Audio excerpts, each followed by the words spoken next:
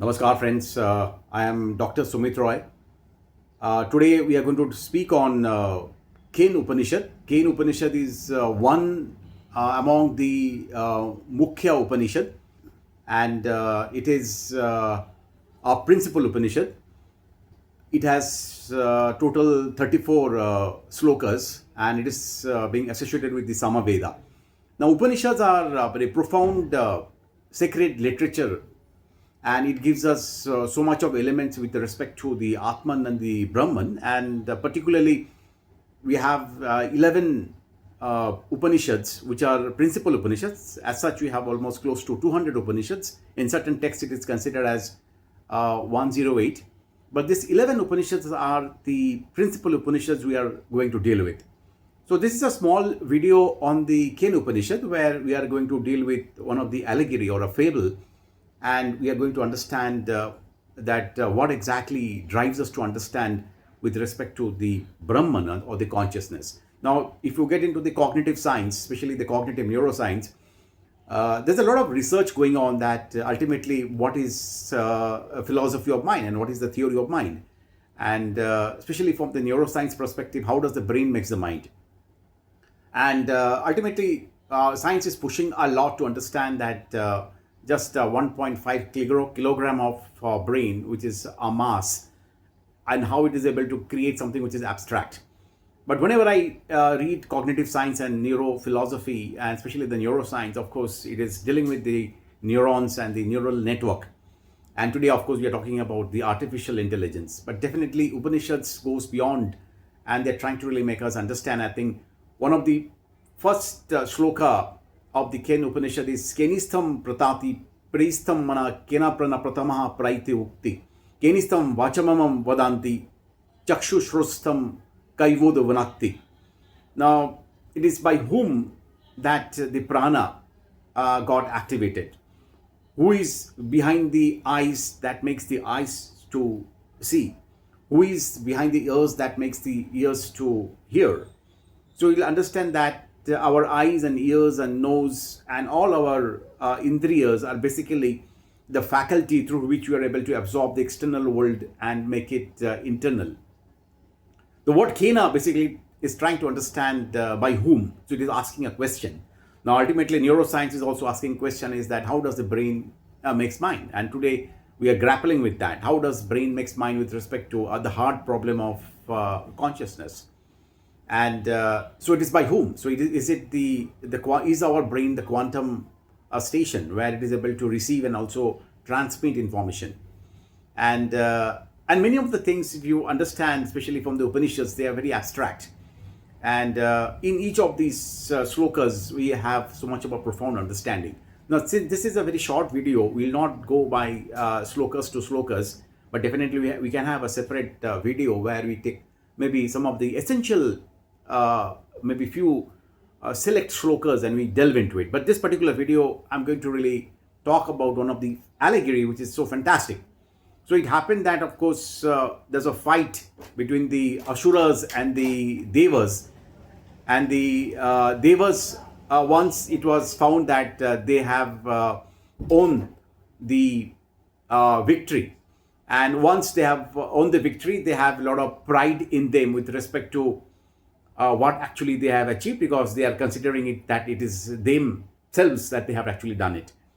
And they were taking a lot of pride and they were very, very egoistic about it. And but ultimately, there is an saying that whatever you have actually achieved, it is not because of only you, it is because of a lot of parameters that actually you have achieved. So after that, there's a lesson to the gods.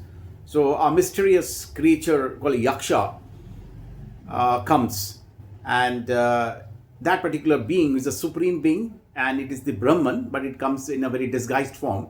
And then the gods were very, very startled. What is this called the Yaksha? And they wanted to really understand that. So they sent first the Agni, because Agni, of course, is it is a fire, and it's a fire of knowledge. And it is Agni is where that everything gets destroyed.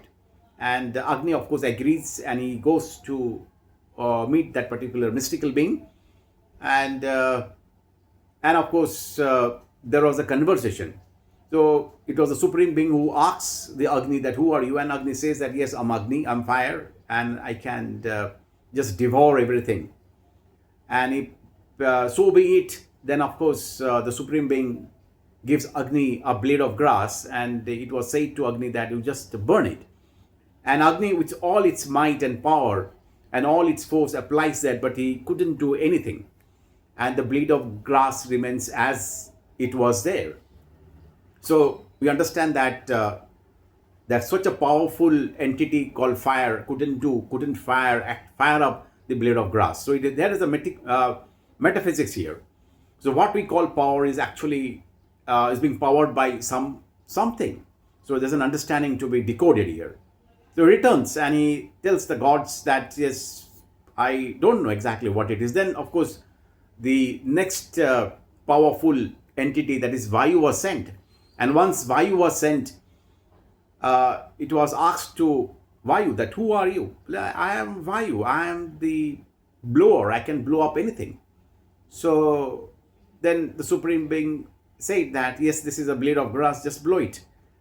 And the wind, the powerful wind, started trying to blow with all its might and power, but of course it was not budging an inch. So it has gone. And then of course gods were startled. So Agni failed, Vayu failed. Then Indra, which is the great god, was sent. And Indra is the god of senses. And once Indra goes, that Supreme Being vanishes. Now here again the metaphor that we all are trying to understand the external world through our senses. We have 5 senses. And this particular has a learning, or rather a meaning to be decoded, that that Supreme Being is such mystical that even Indra Devta couldn't really get a hold of it. That means beyond these 5 senses, we have a power which is powering the senses to really decipher it, to comprehend it. Ultimately, to live is to cognize, to live is to understand, to live is to know. And even the knower is unable to know. That means there is a power behind the knower which is making us to know something. So both the Agni and the Vayu failed. And now the third entity, that is the Agni and Vayu failed. And also the third entity, that is Indra, also fails, who is the lord of the senses and the god of the senses. And then something happens after this.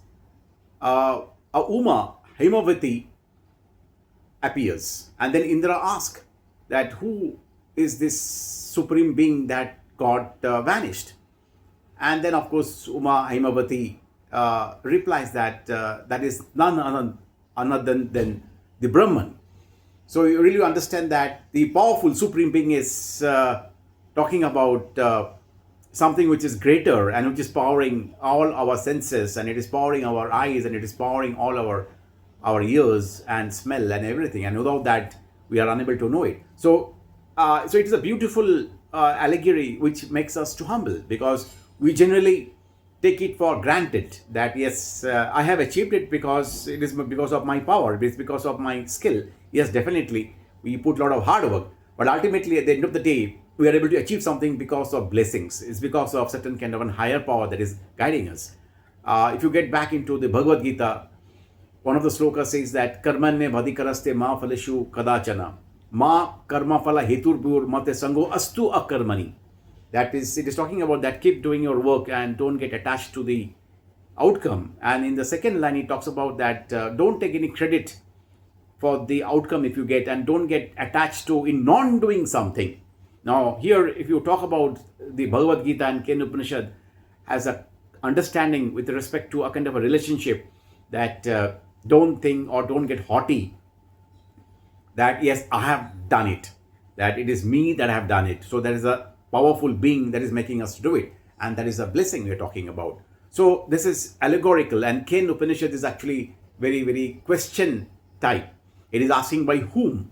So it is not me, it is not myself, it is something which is to do with a power that is powering all my senses and all my Gyanendriya, all my Karma Indriya. and the Gyan is coming from a having, and that is the Brahman. So we are trying to understand the concept in the Kena Upanishad from the abstract to the concrete, and from the concrete we are able to take off again to the abstract. So the entire world is concrete. It is because of the abstraction. So there are three types of reality. One is called the pratibhashika, which is the illusory reality which happens in our dreams or in imagination. Then there is something called as vyavaharik, which is to do with the empirical day-to-day behavioral reality where you get entangled. And the last one is called paramarthika, which is talking about the absolute reality. In our day-to-day life, we get attached to the vyavaharik and the more to the pratibhashika. But what about the paramarthika, the absolute? I believe that it is through our sadhana and your bhakti we are able to really get attached to the higher dimension of the absolute reality. And all our Upanishads and the Bhagavad Gita is trying to really understand through allegories and through mystical teachings. Do subscribe to my video and also give your comments, and do like and also share my videos, and that will also be my motivation. Stay tuned. Thank you.